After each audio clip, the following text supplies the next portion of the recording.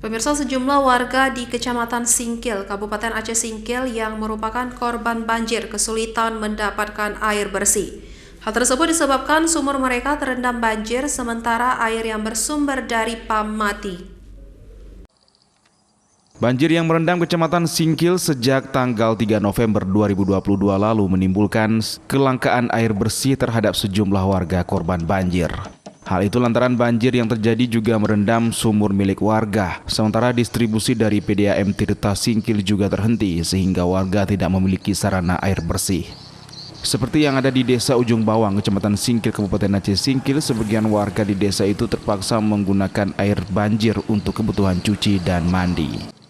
Salah seorang warga Ujung Bawang, Syarifuddin, mengatakan karena tidak memiliki air bersih, warga terpaksa menggunakan air banjir atau air hujan. Namun untuk air minum mereka masih bisa mendapatkan pada depot air isi ulang. Untuk saat ini air pumpnya mati, Bang. Sumur terendam kan. Air bersih untuk saat sekarang susah, Bang. Inilah air parit nih untuk dimandikan kan. Karena sumur terendam udah 1 minggu, Bang. Demam.